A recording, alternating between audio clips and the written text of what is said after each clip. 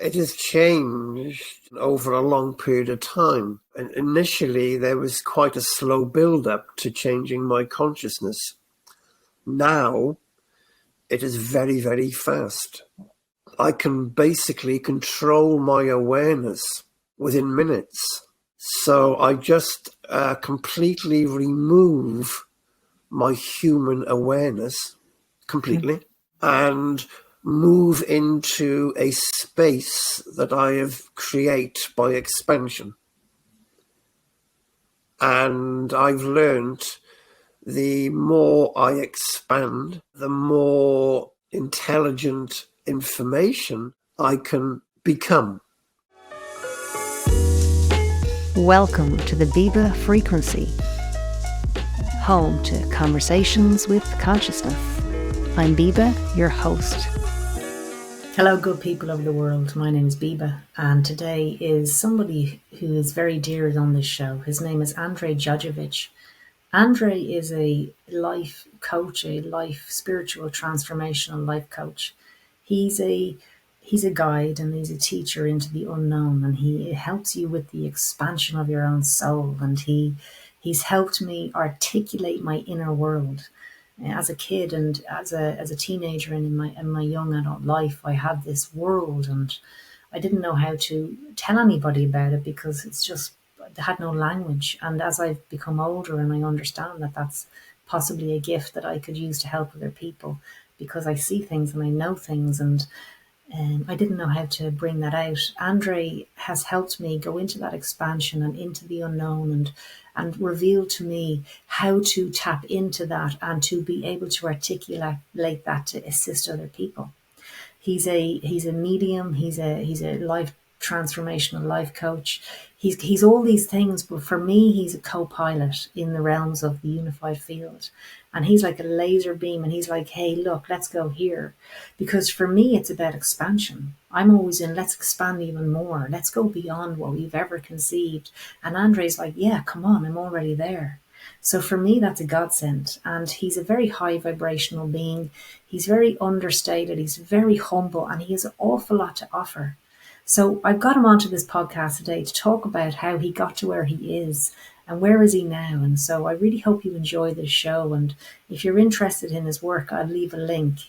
I'm doing a mentorship course with him at the moment in trance communication, which is a funny name for bridging a gap between realms and dimensions. They're just concessions to language. God bless and enjoy this show. And Andrej, thank you for everything.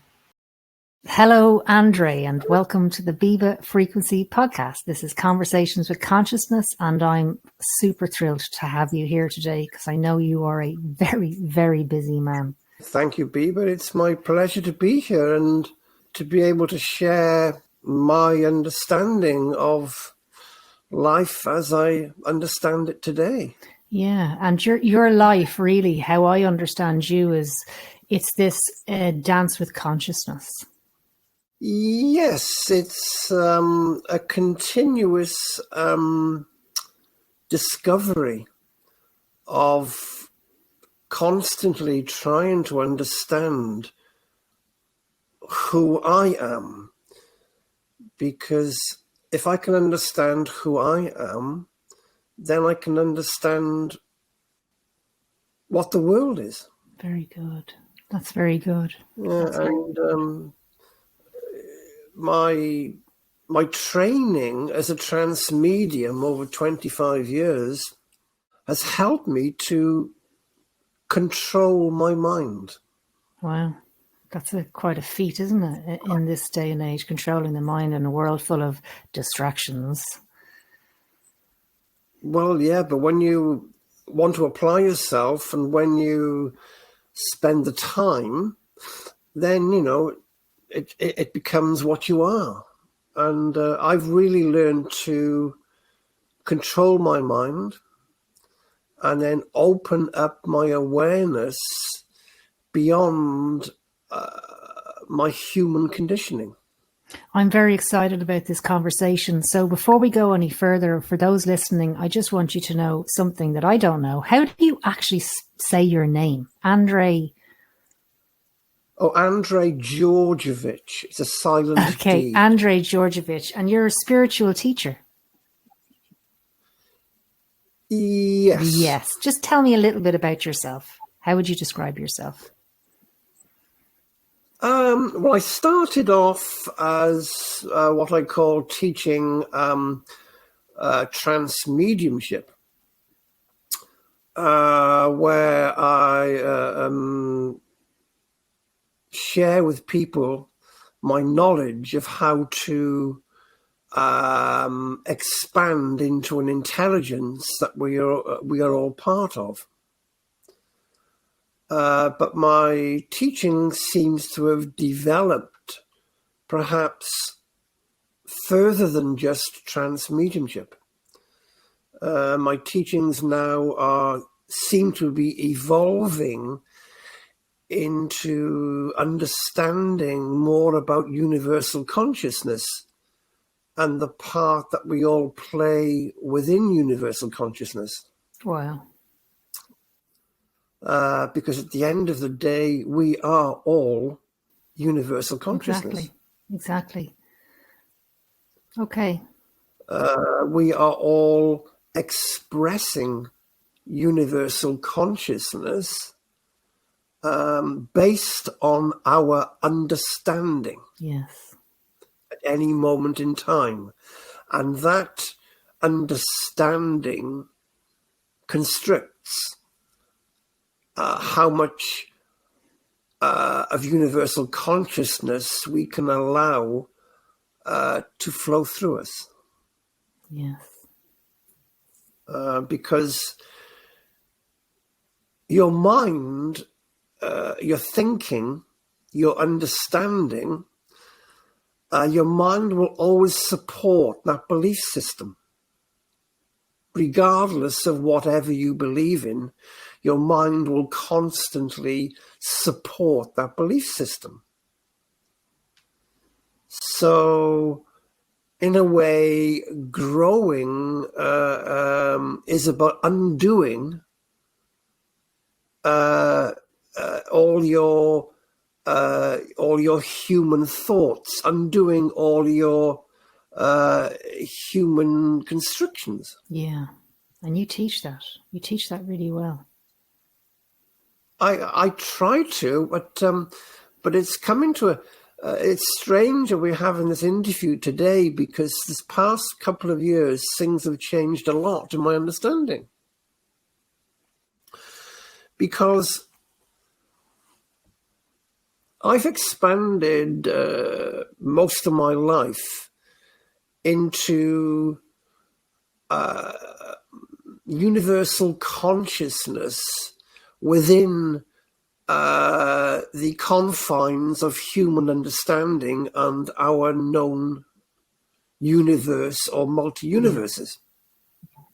I.e., you can only expand and understand what the human mind can possibly allow and experience. But the past couple of years, I've started to explore consciousness without the restrictions of the human mind. So I've had to learn a new way of processing an experience. And I'm in that process at this moment in time of trying to understand with my limited human thoughts a non-human concept of consciousness that is beyond any human reality. Oh, that's so exciting. And it's so good. And it's just the next stage. It's like the next part of our evolvement, isn't it? Well, that's, yeah, we are constantly evolving. We are constantly changing. And I think growth or universal growth is all about constantly challenging what we currently believe. And one of the best ways I find, about challenging what we currently believe is to say to yourself that whatever your expanded thoughts are at the moment, they are an illusion that your mind has created that allows you to process anything at any moment in time. Yeah. And so you can then create the next illusion to step into. I love it because it's so accurate. You can dissolve one illusion and then just configure a whole new illusion like a wizard. Yeah, and we all create our own illusion, which becomes a reality. And if you think about it, nothing is the same. You know, people say, what is the truth? What is real? Well, there is no single truth. There is no single reality, because we are all creating our own reality. Like, I don't know, take religion as a prime example, where people create their own reality depending on the religion that they are. Yeah. They create their own truth within that reality, and their mind supports that belief system. So that whatever they believe in is absolutely real to them. So if you have two different religions, they are both convinced 100% that their reality is correct. And it is for each religion. The problem is that they start to believe that their reality is the only reality. And that's where you have problems in the world. Yeah. Where there are multiple realities. Unlimited fractal realities within realities. Can I bring you back a little bit, because you said you're going through a new unfoldment within yourself and you're now discovering the unlimited field of consciousness without a personality. Can you describe a little bit about your process and how you are in that space? What's that like for you? Well, as I touched on earlier, it's about trying to process information, process an intelligence in a way that we are not, that we've never experienced before. So in other words, our initial way of interacting with intelligence, well, take when we're communicating like we are today. We are using our physical eyes, our physical ears, our mouth to create sound. So we are expressing information and receiving information at a physical level. Then I understood that there are also energetic ways of communicating, where you are starting to communicate with energies that are not in physical form. Depending on your understanding, some people will call that the spirit world, would be an example, where there is an intelligence that no longer has a physical body. There are some people that call it channeling, and they are processing information from energetic beings in us, in our time and space, and so on. But all that communication is being done within the human thought process. We have human words for it. If you see an energy, people call it clairvoyance. If you hear a voice, people will call it clairaudience. If you sense something, people will call it clairsentience. So it's still within the human parameters of understanding, even though it's beyond the way we're communicating here and now. But somehow I seem to have gone one or two steps beyond that, in that I am trying to process an intelligence and interact with an intelligence without those normal human understandings. So it's very difficult even for me to try to share it with you in human terms, because I'm still learning the language. And when I say I'm learning the language, there is no language. I'm still learning the process. The nearest I could perhaps explain and share it with you, is that it is a knowing. It is almost like an instant understanding of a concept that is beyond human thought. Yeah. And I've received the information. It's within my being, and I'm slowly finding out ways of processing it. So for me, it's very exciting, but trying to explain it is not as easy as I thought it would be. Well, I'm a student of yours on a mentorship program for trance, and I remember asking you the question, how do I go further with my exploration in the unified field of consciousness, which is the only term I really know of it. Years ago, as a Christian, I would have called it in the heart of God. But now I understand that it is this intelligence. It's all knowing, all beautiful, all powerful, all giving. It's all expansive. It's unending, never began, never ends. And through working with you, and you said to me, Biba, you just got to go out a little bit further each time. Expand, just go further out. And whatever way you articulate to me how to do that, I get it.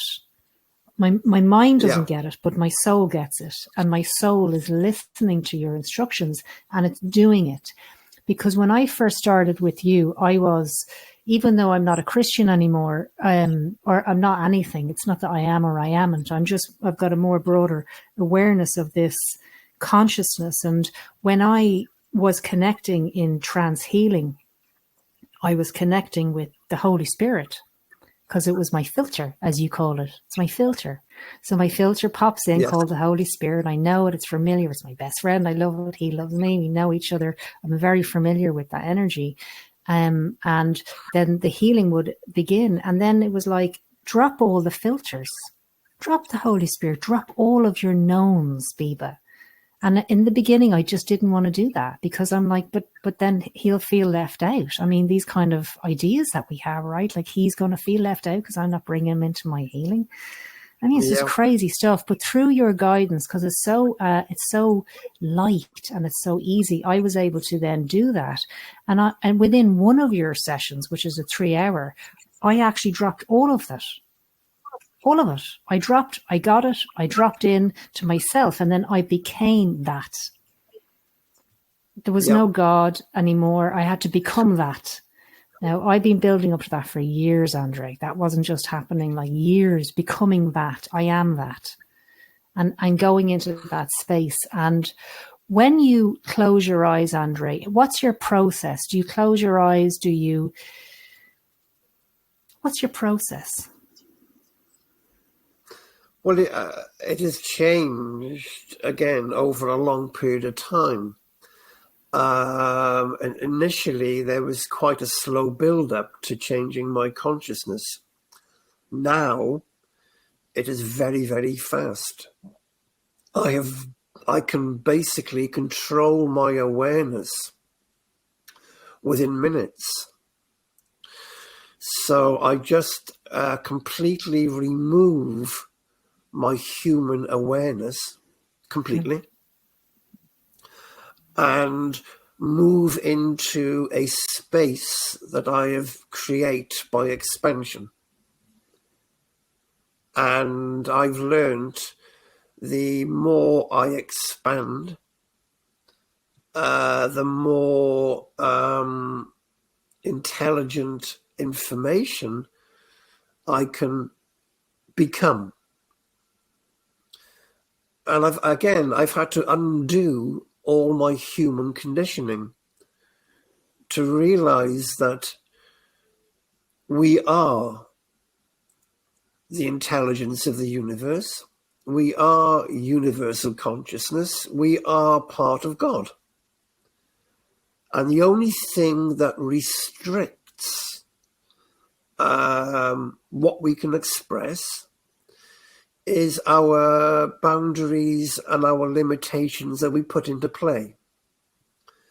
So my teaching and my growth for myself, because I'm teaching myself as I teach others, is about just removing my boundaries and then creating space to allow my boundaries to move even further. And then the big jump for me was I thought I had fully expanded my boundaries completely until the energy that I access, I call Michael, basically said, well, there are no limits.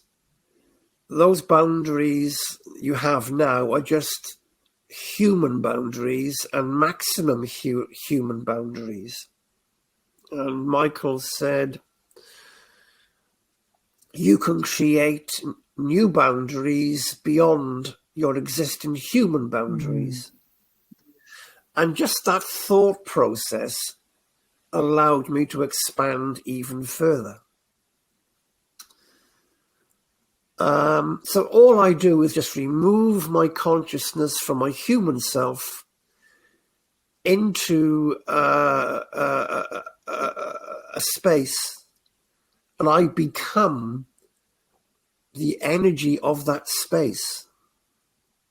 So it's not a human process of, oh, I'm going to connect, or I'm going to talk, or I'm going to listen, or it's just I become. Or I try to become the maximum expansion that I can be. That's mastery at its best, is what it is.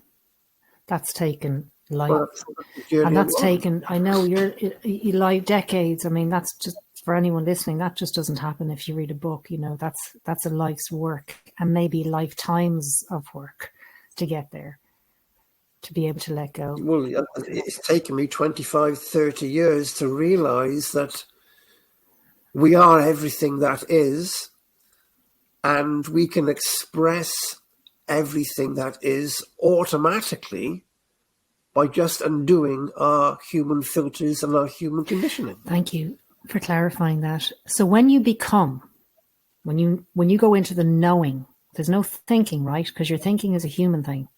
It's the so there's no thinking allowed, right? Like that beautiful podcast by that lovely man. I can't remember his name. No thinking allowed. Or maybe he was like, that's another thing. So that it's knowing. For me, it's a knowing and a becoming. And becoming. Yeah. Tell me about, is that on a scale of 1 to 10, because this is a human concept, okay? On a scale of 1 to 10, how much is the becoming part of your everyday experience? As in like Andrej, morning, in the evening, in the nighttime, in your dreams, like how much of that is now in your reality without you trying to make an effort?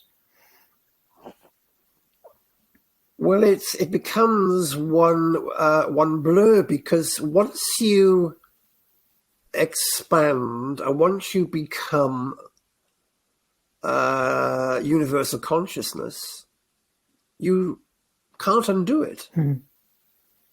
You can't, it's with me all the time. It's with me in my day-to-day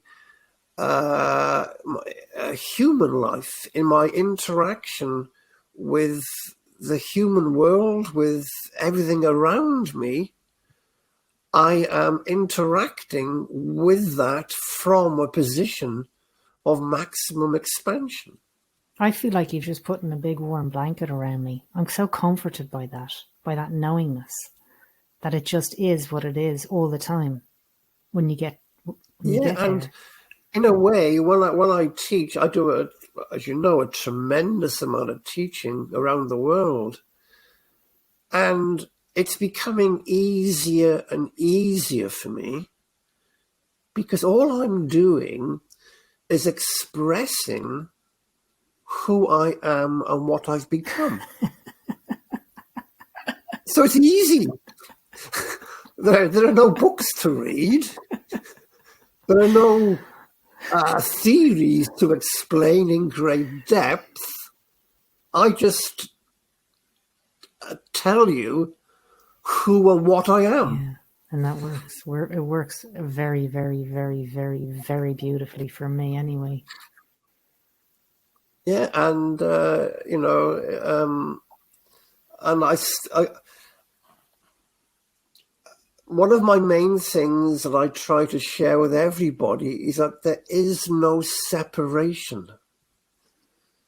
And that's one of the biggest things for me. I'm not separated from universal consciousness.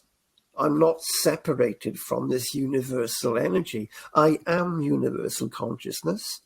I am universal intelligence. So I just express who I am. So it's easy. Now, people say to me, what's the best way to, learn trance mediumship, or what's the best way to learn channeling? And I say, be who you are. And they look at me a bit strange. And until I explain that, the more you grow as a person, the more you expand, the more you express more and more universal consciousness, the more your light shines, the more the intelligence of the universe shines through you automatically. Yeah. If you have to think about it, then you're bringing your human side into play, which will filter and dampen down that light. Yeah, and I give you an example of that. When I discovered you, actually, I was Googling trance, because I love trance, because it's just deepening, isn't it, into the unified field. It's like deeper than meditation in a way. It's another type of meditation for me. But there's a whole, there's a lot of the mediumship and the psychic stuff and that kind of mediumship world that I was never part of that world. I think I went to a medium once or twice in my life, or a fortune teller. And it's just something I kind of never really was called to it, But then when I got into this work and when I wanted to discover this work, looking at trance led me into mediumship. Because everyone in the trance courses was a medium. I'm like a medium. So I kind of had to learn that first. But one thing about you is I already knew how to connect. I just didn't think I could connect to dead people. But that was like just a human thought that they're not dead. They're in spirit and they're right there in your consciousness because you're one of them. But you teach in such a way that it's not a mediumship teaching, as in like communicating with guides or spirit guides or past loved ones. You would say, I'm going to ask you to, you guide us through meditation. I'm going to ask you to connect. And normally it'd be like connect your spirit guide. And I never had spirit guides. So I was like, I have to now go and create this illusion somewhere in my unified field, in my reality. So then this Native American came who I'd never seen in my life, just so I could do your exercise. So this Native American came, I was like, oh, hello, I'm you in my imagination, because I've never met you before. And he says, oh, I want to take you into the meadows of your mind. And I was like, oh, you've got me now. I like that. That's quite a good one. But then you said after that, you said, you don't have to connect to a spirit guide. You can connect to just consciousness. So you helped me really get through a lot of that language, that mediumship language, spirit guides, and that's all wonderful, but it was never part of my reality. I was just connecting to God as far as I was concerned. So I had to then go and it was just, you really helped me with that, and you helped me even transcend having to connect with God. And to the point where now I feel like I know there's a universal consciousness awakening at the moment on the planet. I mean, it's just evident at this stage, but I feel like I would call it continuously channeling, but that's just a human term. You're saying I am connected. I can't undo what I already am. And now you even today helped me understand that it's not even channeling. It's just I am expressing myself. Exactly. So thank you once again for just blowing up that filter. Yeah, exactly. So I'm not channeling the whole time. I'm just expressing myself. And it's wonderful, because I thought if I'm channeling, that means there's a form of separation within that sentence. And exactly. It creates separation. Yeah, which is and not. I just thought, but there is no separation, but I didn't have another word for it. So it's not channeling, it's just I am expressing myself. Exactly. For me, that is the easiest way to do it, and that will help everybody to remove their filters. Pretty much instantly, right? Well, if they are willing to let go of their filters, because everybody creates a comfort zone. Understandably. And then when somebody challenges that comfort zone, it's, not everybody lets go initially. No, but at least they're listening. So the seeds are being planted, right? All I can do is share my reality. And, as I've always said, I'm totally responsible for what I do and what I say. My process I can control. And I can present a thought, I can present an energy, but I can't control the outcome of that presentation. I can say, here we are, this is my reality, and then you make of that what you want. But I've noticed since I've been working with you, I know when you're expanding. I don't know how I know, I just know. I don't think about it, I feel it. And when you're expanding, I'm expanding. Yes, because when I expand, I become that expansive thought. And so I just become that expansive thought, and I teach from that expansive thought. So to you, it would appear that, or you would know inside that this is a different aspect of Andrej. Big time, definitely. I'd like you to, in one of your interviews, you said that when you first started going in, you were in this like avatar world, this kind of, tell me a little bit about in the beginning when you were going in and you were brought into these realms. Share that a little bit with us about what that was like, if you don't mind. Yeah, sure. It's strange because this is 25 years ago. When I look back on it now, from this point of view, I thought, why wasn't I so, what's the word I'm looking for? Rapturous at the time.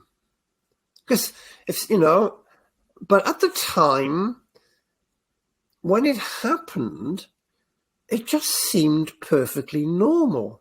And I can only explain that. I can't really explain that. I wanted to know what the spirit world was, or I knew there was an intelligence beyond me, and I asked, what did I do? Well, I needed to meditate. What was meditating? I didn't know. So eventually I put a piece of music on and just started to shut down slightly and relax. And I just found myself completely in a different dimension. Somewhere else, completely different. But what was interesting, one, it felt perfectly normal. And two, and it's only now it's triggering again, the communication was an instant knowing. So it's like it was a telepathic instant understanding of any process. And I was just surrounded by these beings of light and color. That's the only way I can describe them, that instantly shared their thoughts with me. And I knew the concept they were trying to share within a fraction of a second.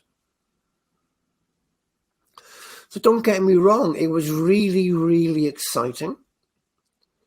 But also it just felt normal. Or it felt if that should happen. And I can remember I called it meditating at the time because I didn't have another word for it. I would do it for an hour or sometimes 2 hours every day. And I had to set my alarm to come on an hour earlier to create the time.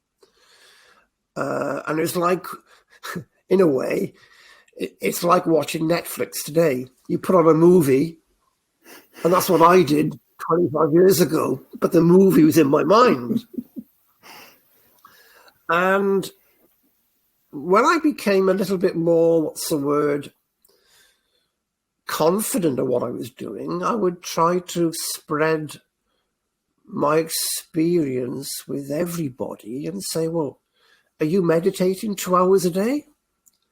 And they say, well, it's a bit boring, really. And I start to scratch my head. No, hang on. How can meditating be boring? How can go into another world, another dimension, having these beings of light give you all this information like Star Wars? How can that be boring? So this is going on in my mind. So I said, well, what do you mean boring? Because then I realized, hang on, maybe they're not quite having exactly the same experience. So I said, well, what world do you go to? Maybe it's not as good as my world or not as enjoyable as the world I would go. And they say, well, I don't go anywhere. I said, what do you mean you don't go anywhere? They said, well, nothing happens. And then at that point, I realized that I was having an experience, and I don't know why it happened to me, but I was having a very vivid experience that a lot of other people didn't have. And I had those experiences for 2 years where I consciously closed my eyes to expand into. That's so beautiful. I'm But I thought, I assumed that everybody else was having the same experience. Nobody would get up out of their meditation position if that was the case. I know, I didn't want to either. Nobody's showing up for work today because they're all in other dimensions. And the reason why I'm asking you is because I'm the same. I've had exactly the same experiences as you and these other dimensions. And then it's almost like this relationship is building, right? This trust is building, it's not like you. Even the other day I said to my daughter, I said, I woke up and I sat up to meditate, and I just sat up to go in, to go out, or whatever, how way you phrase that. And my granny showed up, and she just put a picture in my face, it was just a picture. And she said, you must put this in your mum's room. And I said, oh no, I don't really want to do that because I think she's a bit angry with you. And she says, it doesn't matter. She's going through cancer, my mum, And she said, no, she needs to see me connect with me because her connection to me is the last part of her healing. And I was like, okay. And then I went on some wild adventure into the cosmos, right? And then I come out and I'm going making tea. And my daughter's like, how are you? And I was like, oh, good, good. And then because it's so normal, those dimensions are just so organic and wholesome and natural. And even though I've been to these, like you, extraordinary places with these other beings, it's almost like just talking to you. It's so natural. So you don't even think about telling anybody about it.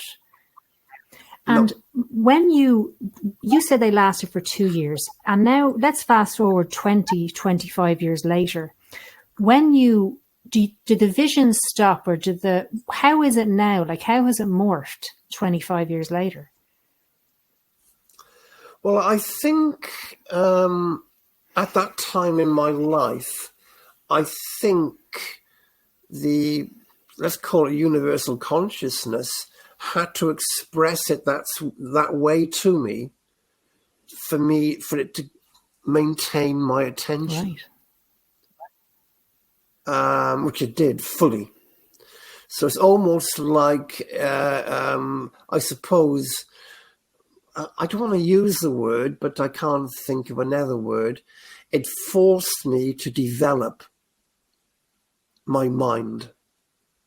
It forced me to expand my mind. It was such a beautiful experience. I didn't want to do anything else. So it's almost like it was preparing me for teaching. Okay. And once my mind had reached an understanding, once I had developed it to be able to process this universal intelligence, then I started to express it. Because what I say to everybody in my teaching is that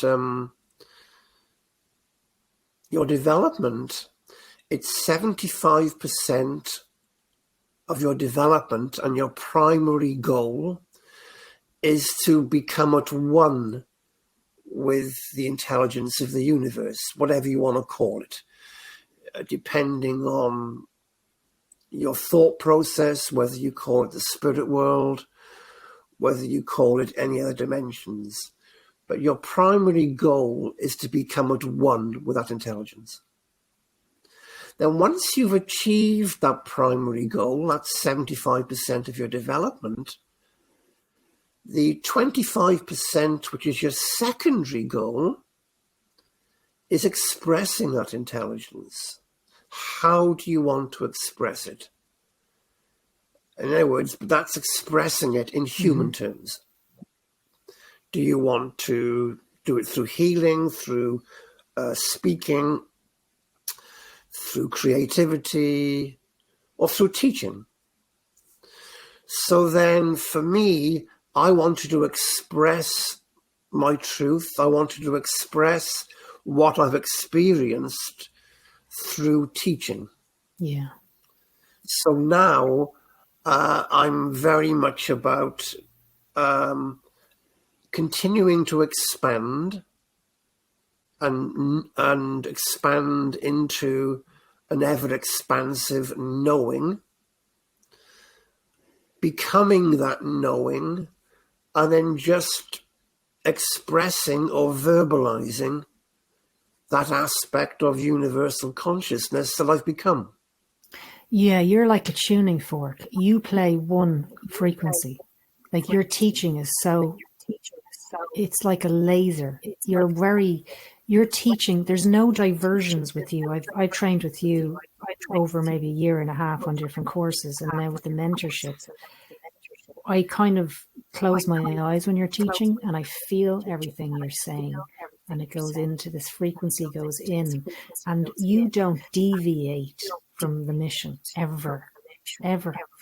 You don't, it's incredible. You're just attuning for it. You come in, you hit that's frequency, and then it resonates throughout the group. And either it lands or it doesn't. That's up to the individual, right? How open they are. But for me, it lands. But when you teach, you are born to teach.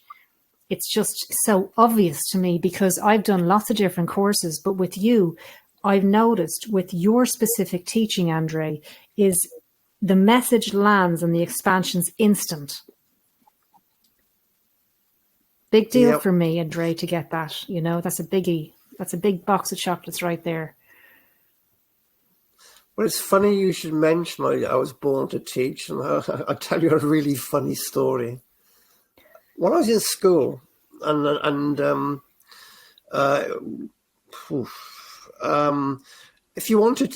wanted to teach. That's all I knew. I wanted to teach, but I didn't have my spiritual awareness at the time.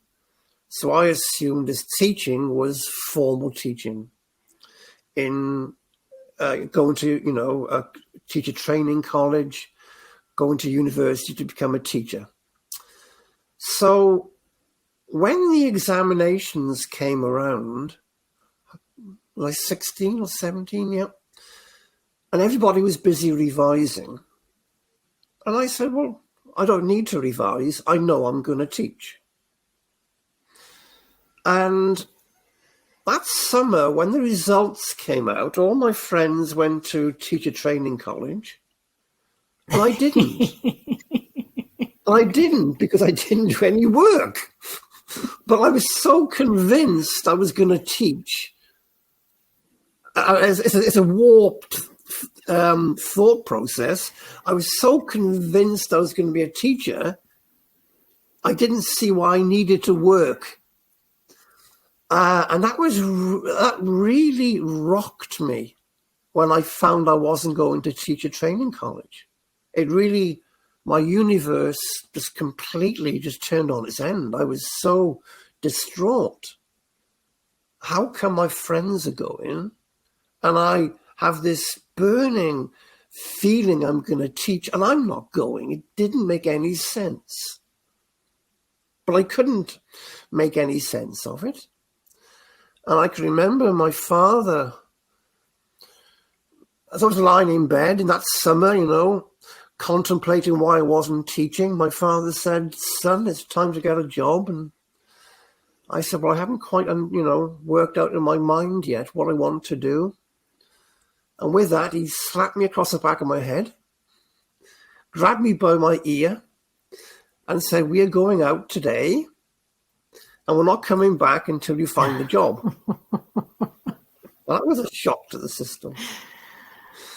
And I started off working in a factory office, basically. But it wasn't until later on in life that I realized it was a different type of teaching that I was yearning to do. It wasn't until my mid-40s that I realized that there's a totally different type of teaching. Yeah, spiritual. And from day one, it just seemed a fast track process. On day one, when I closed my eyes for the first time, I went to that avatar world.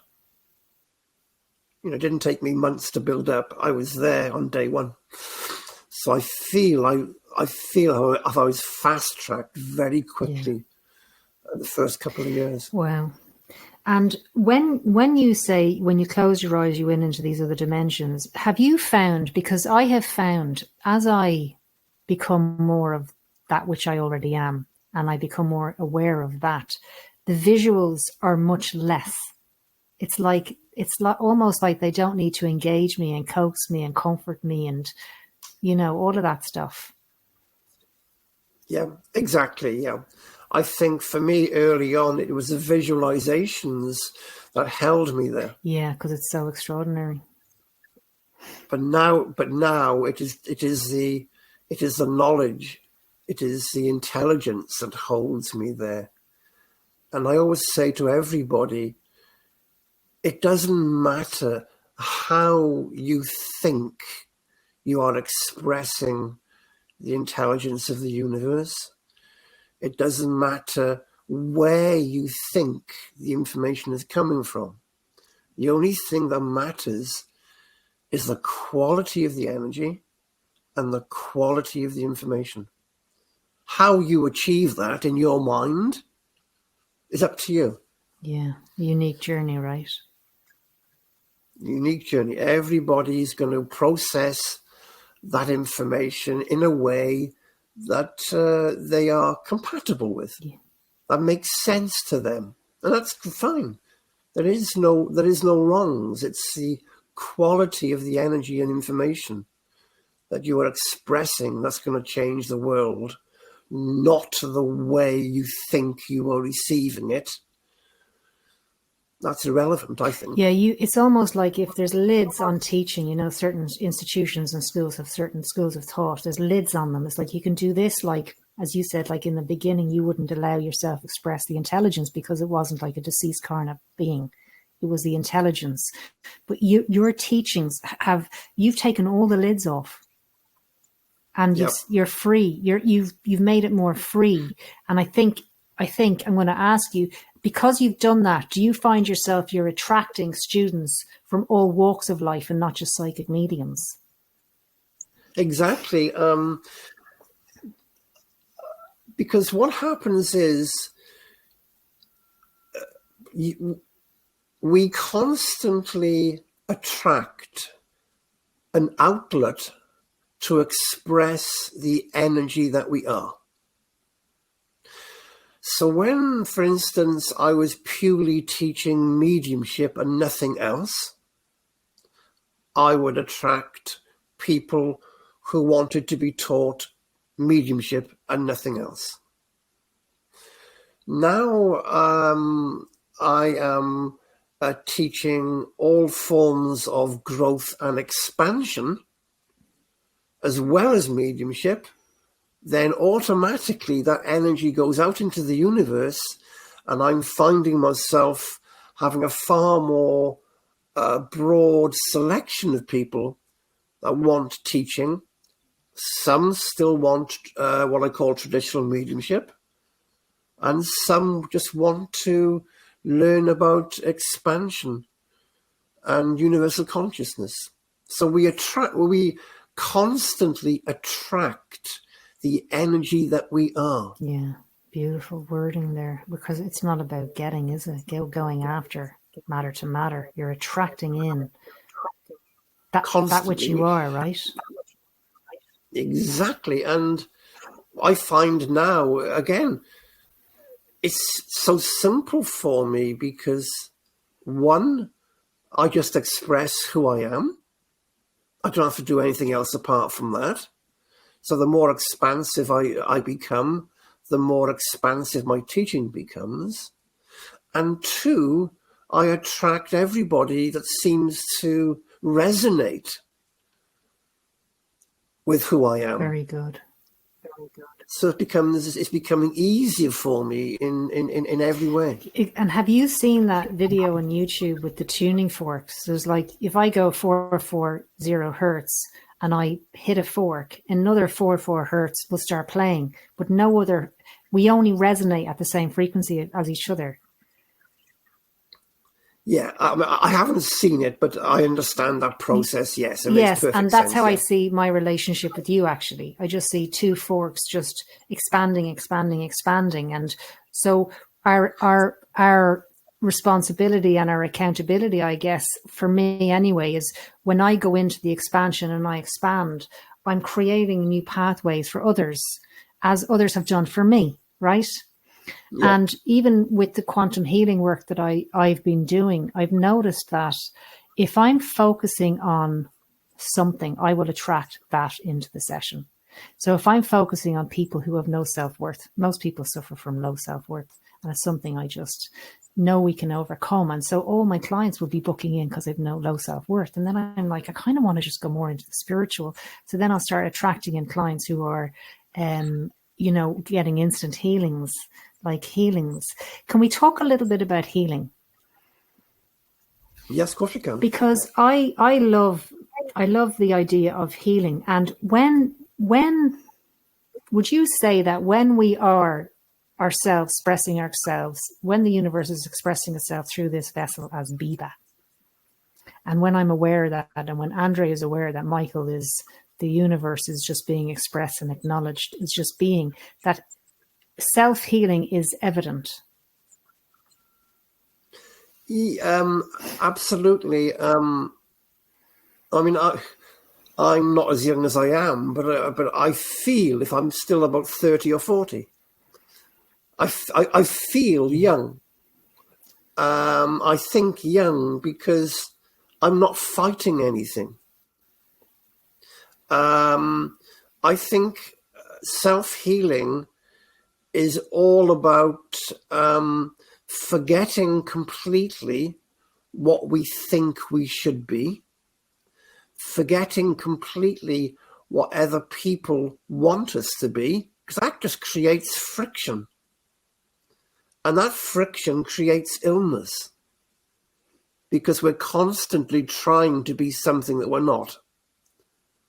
And then that creates mental imbalance, emotional imbalance, and will eventually lead to physical problems. But if we can just say, well, this is who I am today, and I know I am continuing to grow and expand, then your whole world changes. Because there's no pressure on you anymore. There's no pressure on you to be something that you're not. And that's for me, that's one of the major concepts of self-healing, is that the intelligence of the universe gives people clarity to understand that. Is that self-healing is about accepting who you are and then starting to love who you are. And your whole world changes at all multiple levels. Definitely. Self-healing is people, because we've been kind of, I suppose, always been taught to go to the doctor, to go to the medicine man, to go to the medicine woman, to go to the shaman, to go to the whatever, to go outside of ourselves, creating more separation. But actually, when you tune in to what you are the healer. You are healed. You're not sick in that realm, right? Sickness can't abide there. Yeah, exactly. I've been saying to people recently, the past 3 years have been the happiest 3 years of my life. And I try to analyze, okay, why is it happy? What's changed? Has the world stopped throwing its rubbish at me? And in fact, no, it's throwing more rubbish at me. But I've realized through the process of self-healing that I don't allow the world's rubbish to affect my well-being anymore. I don't allow my interaction to the world to affect my joy and my calm and my peace. And I've really, really learned this, and it's become part of me, is that life is going to happen. Life is full of experiences that are going to happen.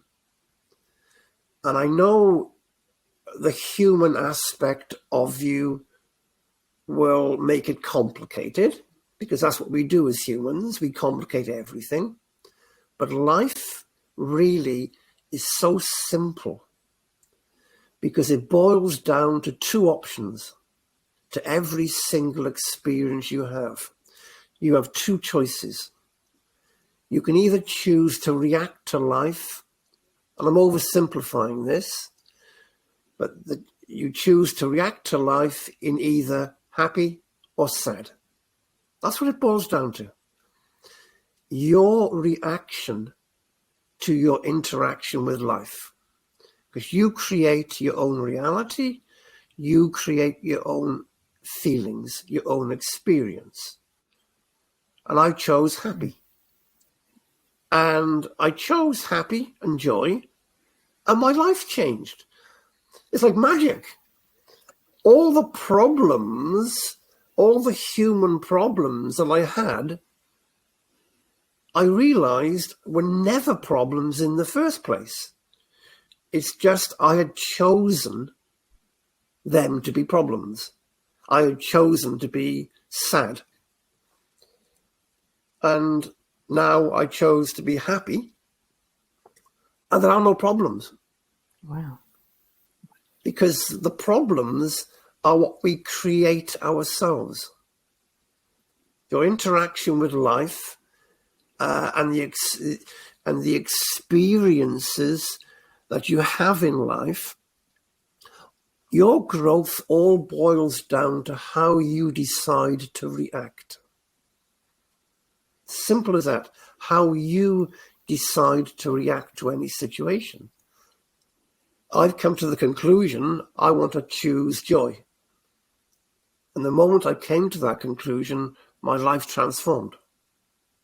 Wow. That's something else right there. Yeah. And, if I go back to my old way of thinking, everything I did in my life would have been a problem. And all of a sudden I'm feeling down, I'm feeling upset, I'm feeling miserable, I don't love myself. And all of a sudden that manifests as disease. Dis-ease. Where the opposite, I don't allow that to happen anymore. I feel younger every day. It's magic. But you have to have a certain amount of awareness to understand that. You have to have done a lot of work to understand that. Yeah, well, as I said, it's taken me 60 years. I wish I'd done this 40 years ago, but I didn't have that understanding 40 years ago. I didn't have that understanding that we had a choice.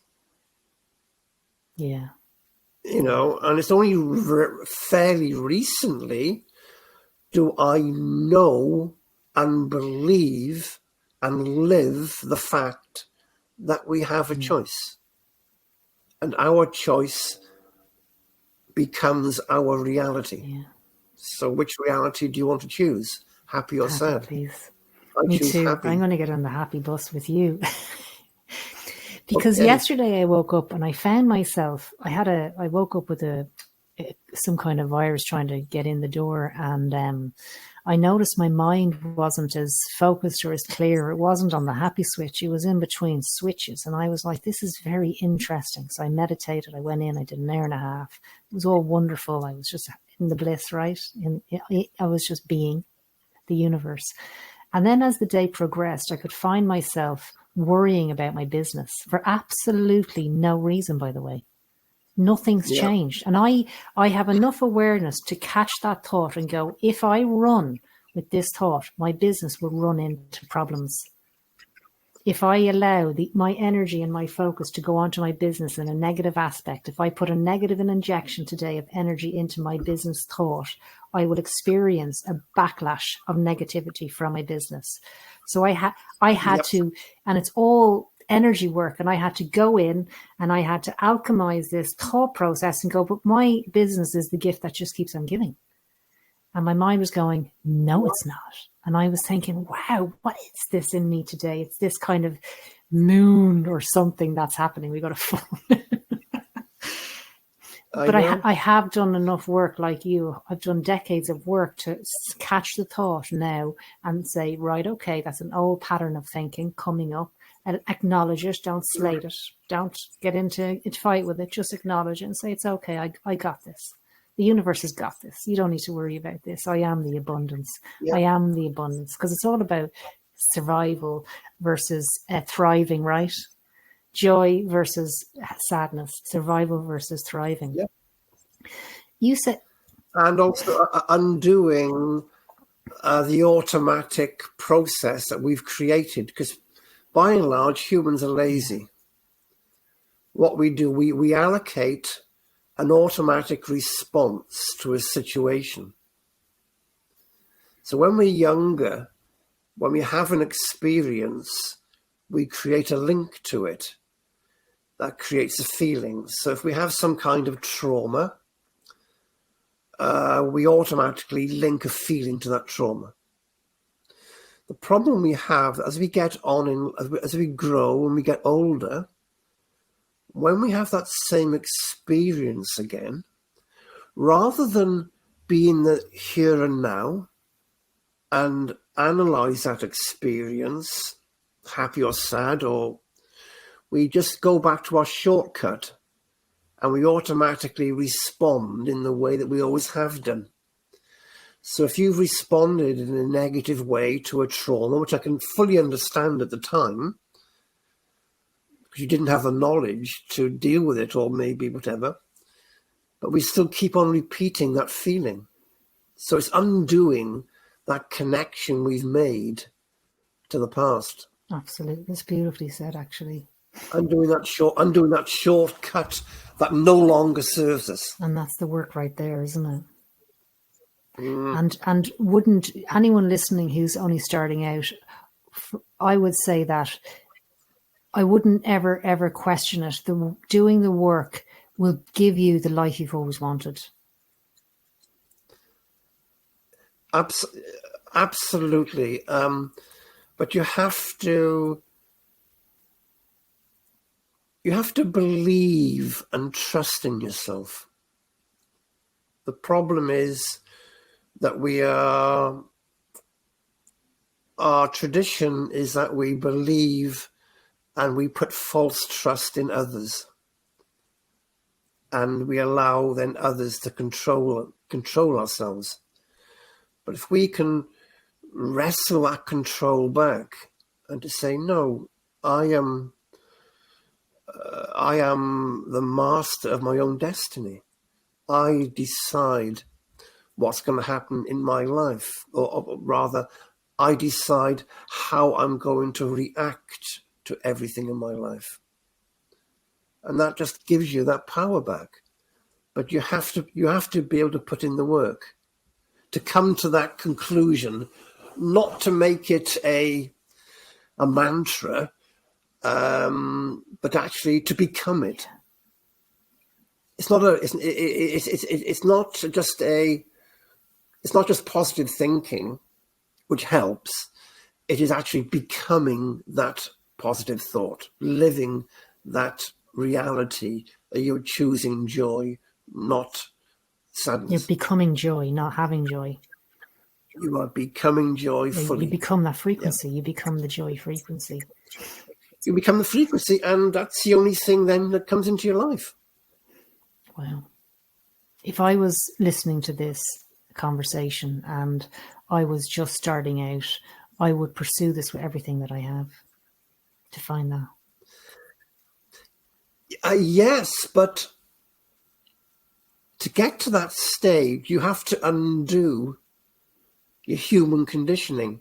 A good friend of mine from Germany, I got lots of good friends in Germany, and actually I got a couple of authors I work with in Germany.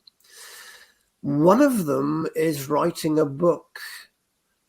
She's been working with me for once a week with her development.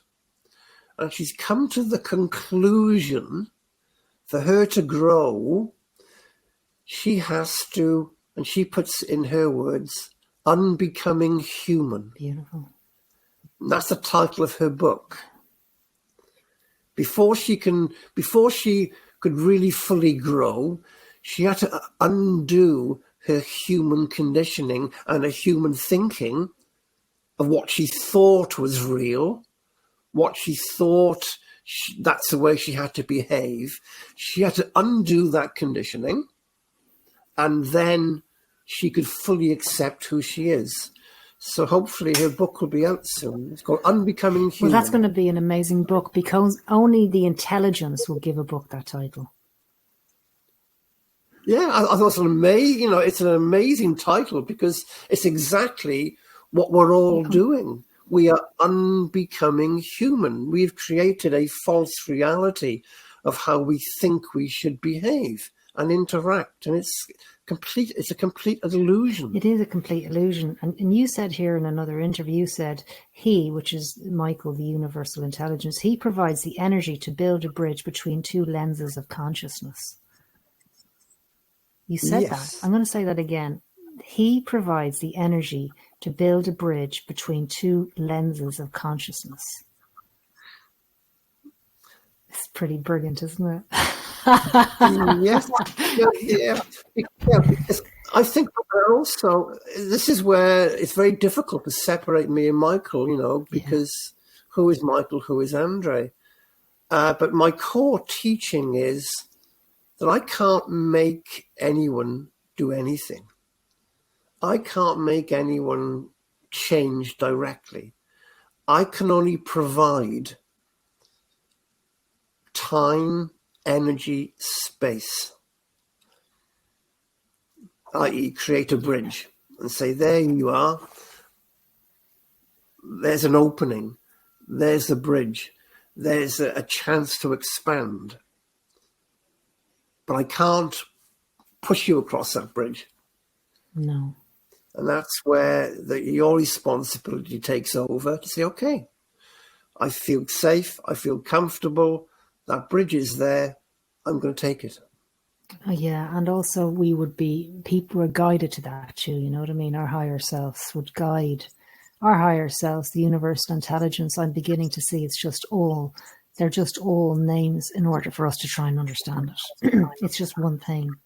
The higher self, the oversoul God, the universal spirit, Michael, the Holy Spirit. It's just one divine light, really, that's got all the information in it. What I'd like to ask you is about when you are in trance, okay? Trance healing. So I'm trying to develop myself with your teachings, a way of a therapy that's a non-verbal therapy. And it's all about becoming that which I am. And in the becoming that which I am, whomever I'm with will be affected by that. So I'm going to ask you the question, and maybe you can help me understand it a little bit. When you're in a room full of people and they've come for, let's say, to hear you do trance speaking, or they've come for healing, not a one-on-one, but groups of people, is it possible to sit in a room full of people, go into that space, into the becoming all that is, and allow the frequency of love to land in the heart of each individual, and they'll be healed? Absolutely. There is no limitation. I've had to undo some of my early ideas of what trance was, because the first couple of times I did trance demonstrations of healing and speaking. One of them I was doing trance healing, I don't know, a room of 30 or 40 people, sitting in the chair, close my eyes. After about 15 minutes, I found myself standing by the window, looking out of the window. And my mind was alert. I was looking out of the window. I could see the fields. I could see nature. I could see the horses. They had horses in the field. And I started to think. I was thinking quite normally, what am I doing later? What am I teaching later? When's the next class? What do I have to do next? And then I thought, hang on, I'm doing something now, aren't I? And I turned around from the window and saw myself sitting in the chair. And then I heard the room, they were all crying. And I thought, what's going on there? What? It was so surreal. And it took me a while to, understand what was happening. I completely removed my consciousness away from myself in the chair. completely. And I learned that sometimes I can be active elsewhere. And when I came back, a lot of the people said it was one of the most powerful healing sessions they've ever experienced. So that helps to answer your question. Another one, and this is to do with trance speaking. This is very surreal again. Same situation. Trance speaking and healing at the same time. And Michael is doing healing and he is inviting questions. So he's speaking, answering questions. And after about 20 minutes, I found myself sitting with the students, looking at my physical body, listening to the students asking Michael questions, listening to Michael answer the questions, and I'm contemplating, this is interesting. And I thought, oh, I wonder if I can ask Michael a question. That's how surreal the situation was. I completely removed my consciousness to somewhere else. I was totally aware of what was happening, to the point where, oh, I want to ask Michael a question. That's extraordinary. That's extraordinary. So, and other times I just go into a nothingness and I have no understanding or recollection of anything. I don't even know where I am till I come back. Yeah, and that's such a beautiful space that you have there. You've developed that, and you know that, and it's familiar to you, and you're familiar to it, to the point where you want to ask yourself questions. Well, yeah. And but what I've learned that everybody has to trust and express their reality. That was my reality. I couldn't change that. I've learned to say it's not wrong. It's right for me. It may not be right for someone else, but it works for me. And that's perhaps the core of what I teach, is that we are all individual in our understanding, and you have to find your own reality, what works for you. Yeah. And I like that. Then you become your own pioneer of your own reality. Yeah, you do. Exactly. Yeah. And it's authentic then too, right? Well, yeah, because it's exactly. real. It's real. It's 100% authentic because it's real. It's not something you're reciting from a book. It's not something that you are telling about someone else. It's not something that you say should happen or people used to do. You are being who you are. And that then goes back to my core teaching. All I do, I express who I am at the maximum of my expansion. Because if you don't live in your own reality, you're living in somebody else's, right? Well, yeah, you live in a complete illusion. You're trying to live someone else's reality, which never works. And you'll be frustrated. But your ability and your authenticity to just be yourself and to be comfortable with yourself, and not just comfortable with yourself, but like unapologetically yourself, gives permission, therefore, for others to follow the way, to be unapologetically themselves in their own expansion and their own understanding of what actually is this illusion I'm living in, or am I even here? I mean, again, that's a learned process, because I had to learn how to be myself. When I realized I wasn't conforming to how perhaps other people think I should conform, that put a lot of pressure on me. Because you start to, the human side of you starts to think, oh, why is everybody doing it this way or trying to do it this way when I'm doing it that way? And that puts doubt in your mind, because in a way, it's the most beautiful pathway I've ever experienced. But also, it can be lonely because it's unique to you. 100% lonely, yeah. But the loneliness is okay. But it's authentic because I now can't be anything else apart from who I am. Yeah. And it's not a loneliness like, oh, there's no one to keep me company. It's like a loneliness as in no one's going to really get it. Only you. It's not a loneliness like I'm in my own in the world, because when you know that you are all that is, you are everything. So you can never be alone if you are everything. But it's the aloneness. And that's why talking about these things is important, because we get to hit off the same frequencies and go, yes. And I'd like to just say one thing really for anybody who has a lot of filters and a lot of paradigms that they're trying to become aware of, and to let go a little bit and to go more into the expansion. For me, my delay was because I was quite strong in my belief in God, which I still believe in God, obviously, right? But I'm not afraid to let go of the concept of what that might be. But for years, I needed the comfort of holding somebody's hand, and it happened to be his hand. I needed to be able to pray to something outside of myself to fix it. I was like, dear God, help me with this. I'm going to hand this over to you. Can you do this? But now I don't mind just going in and becoming that myself.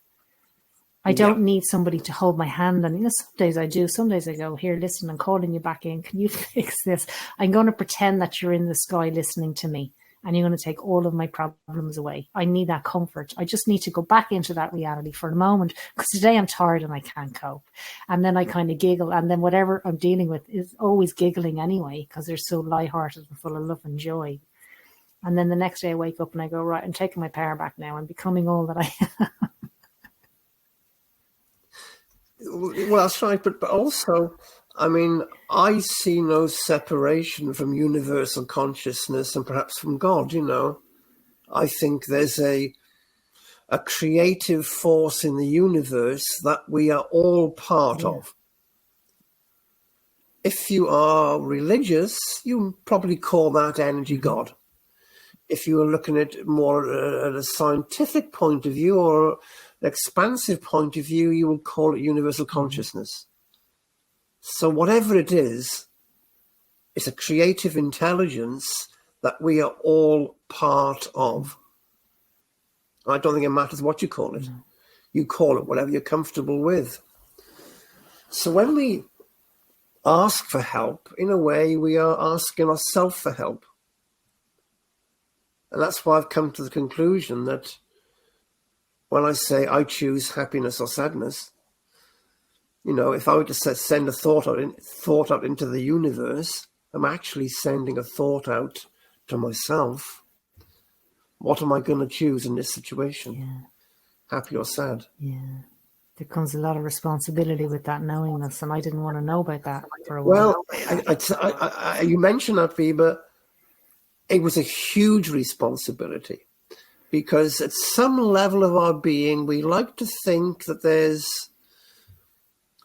someone or something that's going to do something for us without us having to think too much about it. It's a very good, as you said, it's a nice feeling, but in reality, it all boils down to your actions. Yeah, it does. Thank you. Pleasure. Thank you. I'd just like to let people know that you have your website, and I'm going to add the details to your website. And on your website, you have a recording, and the recording is, I think it's called Into the Light. It's beautiful. It's 20 minutes, 25 minutes, and it's a guided exploration in consciousness. And I've got that. And I remember when I downloaded it, I bought it and I downloaded it, and I listened to it every day for like 6 months. Every day. Okay. It was like the comfort of your frequency was bringing me in instantly to the point now where I don't need to listen to that. But sometimes I miss your voice. I do. I just love I love tuning into you. And sometimes when I just need a dose of that, and I put it on. And so for anybody who's interested in what Andrej is teaching, I'm going to leave the details on this show, and also the recording that you can just download and listen. Actually, they listen to what you're doing. You give that so beautifully in that 30 minute kind of, I wouldn't call it a meditation, I'd call it an expansion. Would you call it an expansion? Journey, expansion, an expansive journey. I'm going to see you in the Arthur Findlay College in November, you know. Wow, yeah, are you? I can't wait. Fantastic. Yeah, I'm going to spend a week doing your trance course, and I'm looking forward to spending that time in that beautiful place. And it's just the stillness there permits you to go deeper, you know. I've been asked to go to Hawaii next year to teach. Wow. I know. That's pretty awesome. Yeah, I'm really looking forward to that. Yeah, apparently in Hawaii, I've listened to a couple of podcasters from Hawaii. I mean, they are functioning at a very high frequency out there. There's a lot going on in Hawaii. Yeah, they say there's a lot going on there. So I'm really looking forward to sort of going in there and adding to what they already do, because I think they are very spiritual people who are on a journey. And I want to be able to share my thoughts to help them to enhance what they already do. So I'm really looking forward to it. And if you see me on the back of the plane waving, don't get surprised. Thank you so much for talking to us today and sharing your wisdom. Yeah, it's been my pleasure, Biba. Thank you for giving me the time to share my reality with you. Yeah, it's a pleasure, and I'll see you soon. Okay. All right, thanks so much. Over and out.